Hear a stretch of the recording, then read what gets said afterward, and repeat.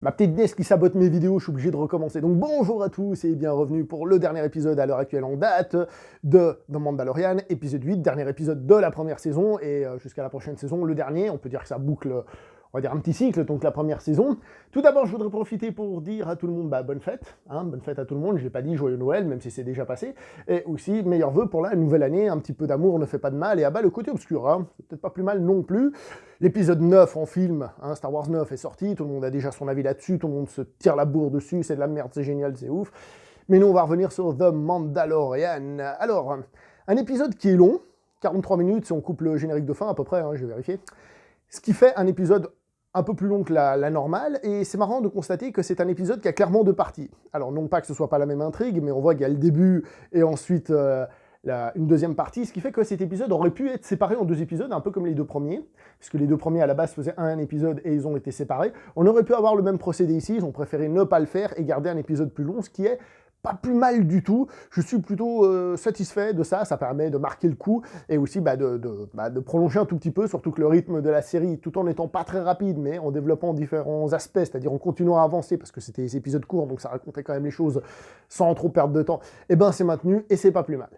Il y en a un parmi vous qui avait mis un commentaire intéressant lors de la vidéo précédente disant que c'était peut-être IG, le robot qui avait tué Quill et tout ça. C'était une idée intéressante, sur le papier du moins. Après, il fallait voir comment on l'utilisait par la suite, pas juste à l'instant T. Ça n'a pas été gardé, Dommage. Disons que la situation de la fin du premier épisode se résout de manière un petit peu plus facile que les choses qu'on aurait pu imaginer, évidemment. Moi, j'avais misé, vous vous souvenez, en disant que le Lando était peut-être plein d'armes et tout, c'est pas le cas non plus. Voilà, c'est la vie, je me suis planté, ça arrive. La résolution est un petit peu plus facile. Il est intéressant de constater le début de l'épisode qui commence par une scène presque à la Tarantino, c'est-à-dire des Stormtroopers qui parlent pour rien dire, avec un petit côté un peu humoristique là-dedans, c'est un petit peu rigolo. Ils sortent les flingues, on voit qu'ils savent pas trop viser. Et en fait, cette petite scène, bien qu'elle soit rigolote et tout ça, a aussi un petit but, c'est que, comme j'ai dit, la résolution est un peu facile. Si on l'avait fait à vitesse normale, c'est-à-dire, ils sont là, ils se retournent, et puis là, il y a le robot qui débarque, cela aurait été trop rapide. Il fallait marquer un petit temps pour que ce soit pas en mode, allez, on commence l'épisode, allez, on se débarrasse de ça, on passe à la suite. Il fallait marquer un tout petit temps, et c'est à ça que ça sert, c'est pas plus mal. Ensuite vient donc la bataille, la première bataille de l'épisode, la bataille de l'épisode, les mecs qui sont enfermés, qui commencent à se tirer dessus. Elle est pas mal pour une série télé. Il faut jamais oublier un détail quand on parle d'une série télé, c'est qu'on parle d'une série télé. Il y en a qui fantasment en disant « Ah, les batailles de telle série télé ou je sais pas quoi sont meilleures qu'au cinéma ». Faut se calmer. Bon, évidemment, ça dépend du réalisateur au cinéma. Faut se calmer, parce que normalement, dans la mise en scène et tout ça, on voit quand même une différence entre une bataille à la télé et une bataille au cinéma. Il n'empêche que la bataille de cette série télé, je l'ai trouvée très sympa. Très sympa. C'est pas une réalisation de ouf au niveau de la lisibilité, mais ça va, franchement, il y a bien pire. Ça se laisse regarder, c'est sympathique. Il y a juste le moment où les personnages commencent à sortir de leur cachette pour commencer à tirer sur tout le monde. J'ai l'impression qu'ils sont un peu trop exposés, c'est-à-dire ils sont au milieu de soldats ennemis qui tirent dans tous les sens, et ils sont un petit peu trop... ils sont pas cachés, et ils sont comme ça, sans protection et tout ça. J'ai trouvé ça un petit peu moyen à ce niveau-là, mais bon, ça passe. Honnêtement, la bataille est sympatoche, on va pas se plaindre. Ensuite, après la bataille, l'épisode développe d'autres choses, des choses intéressantes, une évolution de ce qui se passe chez les Mandaloriens sur cette planète et tout ça, franchement c'est plutôt pas mal. Il y a une petite scène de combat à main nue qui fait un peu film de kung-fu que j'ai trouvé sympatoche. C'est marrant aussi là de voir une petite astuce, c'est que, donc j'ai pas le nom des personnages, je me rappelle déjà plus, c'est-à-dire quand le personnage, celui qui a un casque doré là, qui me fait un peu penser à des trucs genre Spard et compagnie, vieux casque de chez nous. C'est marrant parce que sur le plan où elle commence à taper des soldats, il y en a moins, pour qu'on ait moins la sensation que les autres soldats sont derrière et prennent pas le temps de tirer. Donc on voit après qu'elle enchaîne d'autres personnes, mais on les a pas mis sur le même plan pour qu'on se pose moins cette question. C'est plutôt intéressant de regarder ces petites astuces, c'est rigolo. Après voilà, quoi, la chorégraphie du combat est plutôt pas mal et tout, l'exécution est correcte, on n'est pas dans un film de kung-fu, mais c'est plutôt pas mal, j'ai plutôt apprécié. Et ensuite, en gros, pour faire simple, il y a le final avec IG, qui est intéressant parce qu'il permet donc de développer encore le Mandalorien. D'ailleurs, ça commence avant, tout ça. Je mets les trucs dans le désordre, comme d'hab. Je vous avais dit que pour moi, le Mandalorian allait finir par enlever son casque. Il le fait, mais pas tout à fait encore. Je pense que c'est une question d'évolution. Mais on a déjà une petite partie. On a déjà vu la tête de l'acteur, tant mieux pour lui, histoire de dire hey, « c'est moi les gars, s'il vous plaît, embauchez-moi pour d'autres séries. » Ou films, sait-on jamais. Donc c'est pas plus mal qu'on voit sa gueule. Et ça n'a pas été fait de manière classique, c'est pas j'enlève mon casque, je m'ouvre aux gens, mais on a passé une petite étape déjà. Ensuite, il y a le sacrifice donc du robot qui est, je pense, certains vont le trouver super touchant, super émouvant comme souvent. Moi, j'ai trouvé ça sympa, voilà, c'est sympa, c'est plutôt bien trouvé. Je me suis revu la scène parce qu'au début, je me disais, mais ça se suicide pas un peu facilement le robot là? Mais en fait, non, ça va. J'ai regardé la scène à nouveau pour être certain de bien suivre le dialogue. Et on finit par un truc qui est vachement cool, qui ressemble un peu à ce qu'il y a dans l'épisode 9 dans le film, c'est-à-dire le moment où Rey se bat contre Kylo qui est dans son TIE Fighter. Là, on a donc à nouveau un TIE Fighter qui se bat contre quelqu'un qui n'est pas un Jedi, qui n'est pas un sorcier, comme ils disent dans l'épisode. Et je trouve la résolution qui est faite dans cet épisode peut-être moins purement tape à l'œil, hein, même bien que pas beaucoup, hein, je veux dire ça reste quelque chose de visuel, mais vachement plus intéressant et original. Ainsi, pour la première fois, on a quelqu'un debout sur un TIE Fighter en train d'essayer de rester dessus, un peu comme on l'a déjà vu dans plein de films, des gens qui sont sur des voitures ou autres variantes. J'ai trouvé ça sympatoche. Je profite aussi, parce qu'on m'a fait la remarque, je me suis trompé dans la vidéo précédente, hein, je me suis trompé sur Taika Waititi, hein, qui en fait interprétait IG, l'acteur qui fait le... comment il s'appelle? Gédéon, je sais plus son nom, là, le mof. C'est pas lui, même si c'est vrai qu'ils ont un peu la même gueule, mais c'est vrai que bon, Taika Waititi, c'est plus un réalisateur, je vois moins sa gueule. Donc voilà, mea culpa, c'est moi qui fais une connerie, donc quand on dit de la merde, faut assumer. Bon, alors, qu'est-ce qu'on a maintenant qu'on a fini cette saison? D'ailleurs, avec une évolution du personnage aussi, je profite aussi pour dire, son jetpack et tout, hein, le gars upgrade son niveau, hein, son skill. Qu'est-ce qu'on peut dire? Alors, on a 8 épisodes. Sur les 8 épisodes, il y en a les 3 premiers, plus les 2 derniers, ça fait 5 épisodes quand même qui se suivent, ce que je veux dire par là, qui sont pas juste des stand-alone. 5 sur 8, c'est plus de la moitié. Donc, on a une introduction et une conclusion de cette saison, composée d'épisodes qui se suivent.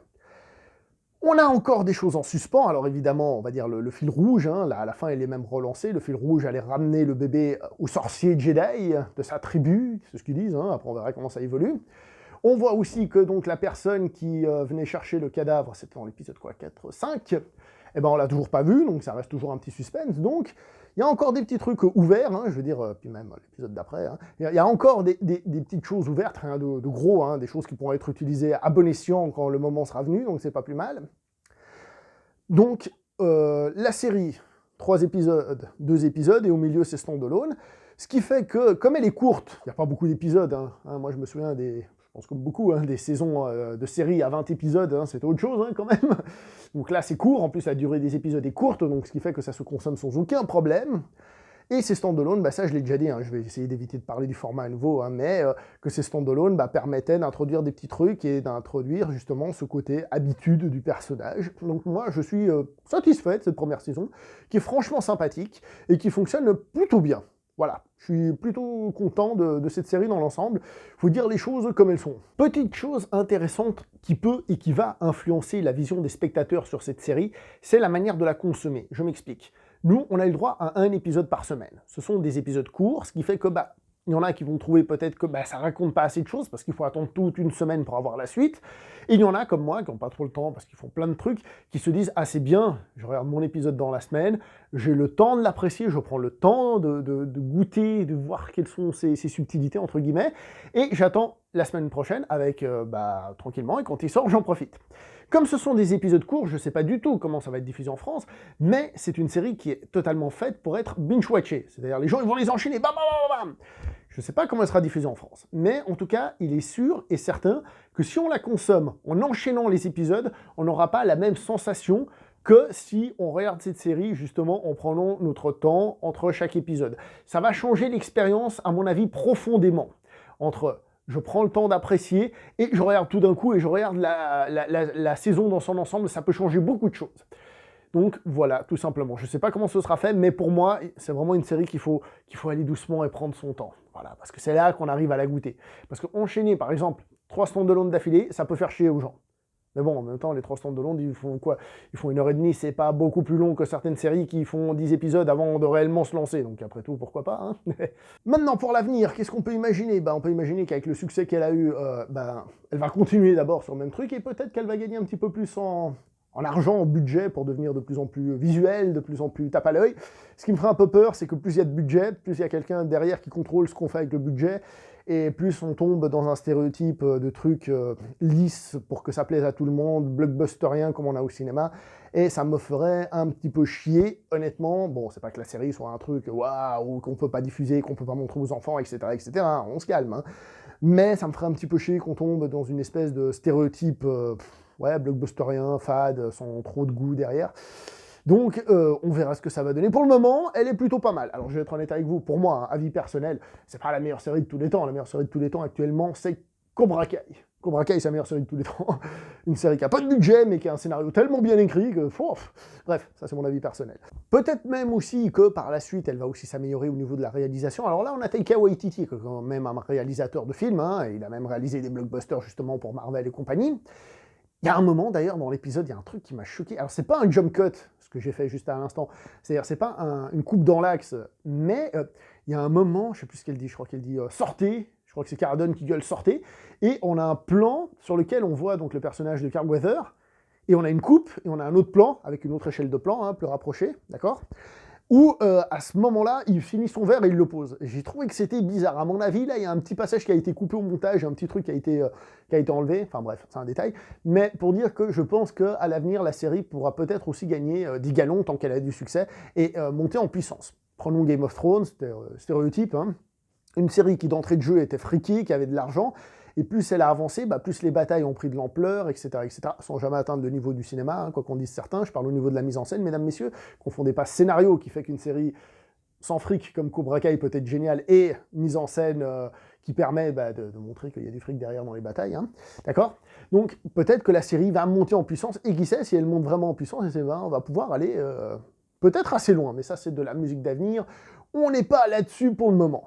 Alors, est-ce que la série va garder ce format, c'est-à-dire cette durée d'épisode, ainsi que ce côté justement stand-alone en grande partie? Je sais pas, on verra. J'avoue que c'est particulier, c'est un risque. La preuve, c'est qu'il y en a qui ont beaucoup critiqué ça, d'abord sans le comprendre, et ensuite, une fois qu'ils l'ont compris, simplement ça leur plaît pas, hein. C'est pas parce qu'on comprend quelque chose qu'il faut l'aimer, hein. Sinon, dans ce cas-là, on adorerait plein de trucs de merde, parce que c'est facile à comprendre. C'est pas ce que je suis en train de dire, mais c'était un risque de prendre ce format-là. Est-ce que, du coup, ils vont le garder? Je pense qu'en tout cas, pour le moment, ils vont le garder. Est-ce que les épisodes vont s'allonger, justement, pour une question, comme je dis tout à l'heure, de succès, de budget, de courage, de confiance dans le projet? Eh bien ça, l'avenir nous le dira forcément. Quand ça sortira, on verra.